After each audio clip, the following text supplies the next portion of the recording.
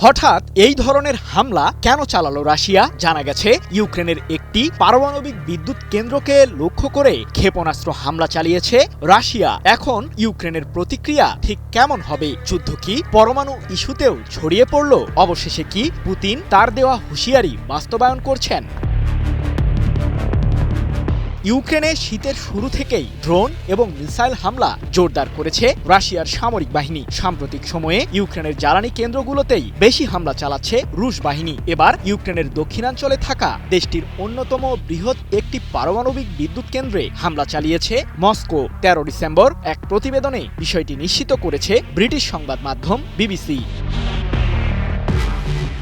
জাতিসংঘের পরমাণু সংস্থা IAEA জানিয়েছে ইউক্রেনের দক্ষিণাঞ্চলীয় শহর জাপোরিঝিয়ার ওই পরমাণু বিদ্যুৎ কেন্দ্রটিতেই হামলা চালিয়েছে রাশিয়া। যদিও সম্প্রতি এই অঞ্চলটির বেশিরভাগ অংশ নিজেদের দখলে নেবার দাবি করেছে রুশ বাহিনী।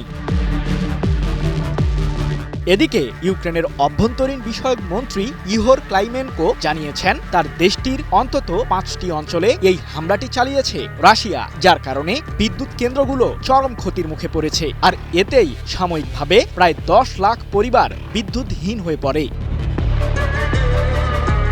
এর আগে ইউক্রেনের প্রেসিডেন্ট ভলোদিমির জেলেনস্কি জানান নতুন এই হামলায় প্রায় ৪৫০ আত্মঘাতী ড্রোন এবং ৩০টি ক্ষেপণাস্ত্র ছুড়েছে রাশিয়ার সামরিক বাহিনী। আর রুশ প্রতিরক্ষা মন্ত্রণালয়ের দাবি এবারের হামলায় কিনঝাল মডেলের হাইপারসনিক ক্ষেপণাস্ত্র ব্যবহার করেছে তারা। নির্দিষ্ট লক্ষ্যবস্তুতে হামলার আগে এই মিসাইলটিকে শনাক্ত করা অত্যন্ত কঠিন। এমনকি মাঝপথে কিনঝাল মিসাইলটি হামলার দিকও পরিবর্তন করতে সক্ষম, যার ফলে ইউক্রেনের প্রতিরক্ষা বাহিনী এই ক্ষেপণাস্ত্রটিকে প্রতিহত করতে ব্যর্থ হয়েছে।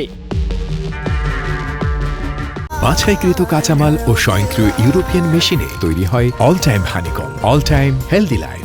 সম্প্রতি রাশিয়া ইউক্রেন যুদ্ধের ময়দানে শান্তি ফেরাতে একটি খসড়া প্রস্তাব হাজির করে যুক্তরাষ্ট্র। রাশিয়ার প্রেসিডেন্ট ভ্লাদিমির পুতিন সেই প্রস্তাবকে মেনে নিলেও এক প্রকার প্রত্যাখ্যান করেন ইউক্রেনের প্রেসিডেন্ট জেলেনস্কি। প্রশ্ন হলো, কেন যুক্তরাষ্ট্রের শর্ত মানল না ইউক্রেন? যুক্তরাষ্ট্রের তৈরি করা ওই শান্তি চুক্তির খসড়া অনুযায়ী জেলেনস্কিকে তার দেশের দক্ষিণ ও পূর্বাঞ্চলের নির্দিষ্ট কৌশলগত কিছু এলাকার নিয়ন্ত্রণ ছাড়তে হবে রাশিয়ার কাছে। সেই সাথে ইউক্রেনের সামরিক বাহিনীর আকার কমিয়ে আনার শর্তও আছে ওই খসড়া শান্তি চুক্তিতে। আর এসব শর্তই মানতে নারাজ প্রেসিডেন্ট জেলেনস্কি। সৃজন মাহমুদ, নিউজ 24।